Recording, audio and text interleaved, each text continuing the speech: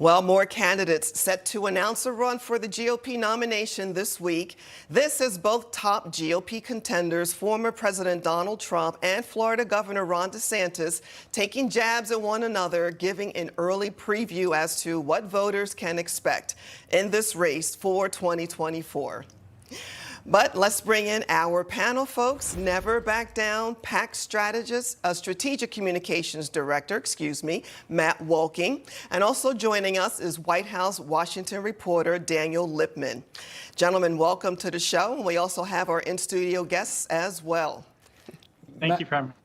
Matt, first question. What do you think about former Vice President Mike Pence joining the race?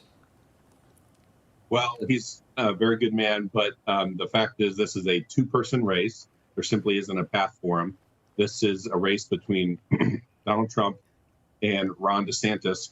And voters that have supported President Trump in the past very strongly are seeing that Ron DeSantis is the future of the party. He's the champion that we need to defeat leftism in this country and take on the important cultural battles that we're dealing with right now.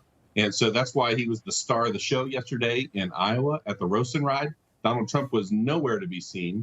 And so it's shaping up to be a very great race where you see DeSantis pushing a positive message and Trump just constantly slinging the mud. And Daniel, your thoughts on this? Well, I think DeSantis has done a pretty good job in his introduction, besides the Twitter Spaces catastrophe, which was kind of a one-day story. He's gotten a lot of criticism over the last few months and years for not being able to connect with voters, and he is doing his best to do that as much as he can. Although I still hear voter complaints about how they want to ask him questions, and he doesn't take them as much on the trail, that he's a little bit robotic. And so he's still fine-tuning his voter engagement skills, which are still not perfect. And he has to do better at that because Trump is famous for being able to connect with his voters, even if it's not as much on a one-to-one basis, but just in terms of the loyalty that Trump voters engender with their preferred candidate. Matt, there's a lot of jabs from both sides, and I want to play this clip of what DeSantis said about Trump recently while he was also in Iowa. At the end of the day, leadership is not about entertainment. It's not about building a brand. It's not about virtue signaling. It is about results. I was a blue-collar kid growing up. I was given nothing. I had to earn what I got. I worked minimum wage jobs just to get through school. I'm a Navy veteran. I'm proud to have served. You know, you look back at the loss of potential income, but wearing the cloth of your country and serving in an honorable institution, that's worth more than anything money can buy. Matt, your thoughts? Well, I mean, you see the governor there connecting with the crowd. That's exactly what he was doing on the ground in Iowa yesterday, surrounded by supporters, his family there with the kids signing the Never Back Down bus.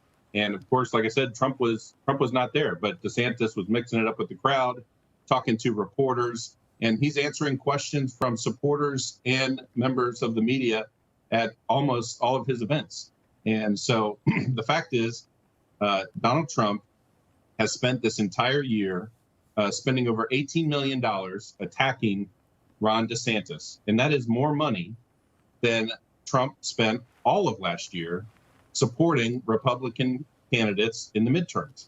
And so DeSantis is pushing ahead with his positive message, and he will respond in kind to the former president when necessary.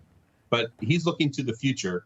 And when it comes to taking on Disney, taking on the woke agenda of the left, there is no better leader.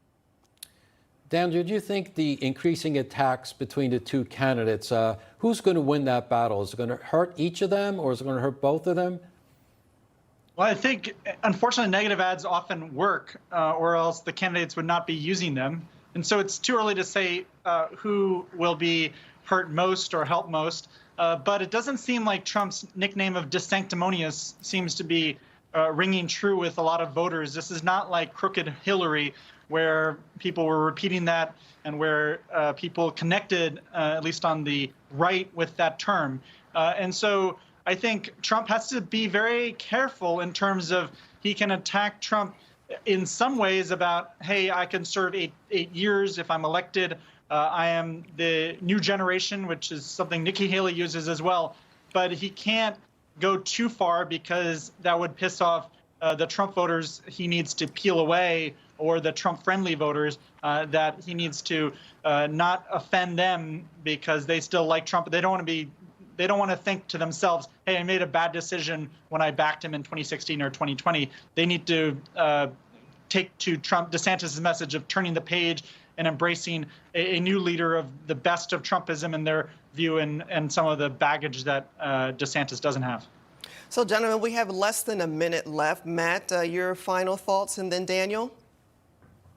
Well, look, I was proud to work for President Trump in 2020, trying to reelect him. And that's, but now I'm supporting Ron DeSantis because of the leadership and the accomplishments that he's had in Florida. His record is just so strong. And frankly, that's what we hear from so many voters on the ground at these events in Ohio or Iowa and New Hampshire and South Carolina. They say, you know what, we like President Trump. We voted for him twice, but Ron DeSantis is the future. And so I think this grassroots movement that is building will really carry him to the nomination. And Daniel, your thoughts? I think DeSantis, a lot of people were wondering, hey, should he have gotten in earlier? He left Trump the whole field for the last few months. I think he still has a lot of way to go because he was up in the polls last year and now he is trailing Trump by double digits. But it's very early in the race, and I think it will also determine on, for all of those other candidates like Pence, Vivek Ramaswamy, who are less likely to be the #2 pick to Trump. It depends on if they drop out pretty quickly after Iowa and New Hampshire if they don't win those states. All right. Well, gentlemen, Matt Wolking and Daniel Lippman, thanks so much for joining us today. We appreciate it.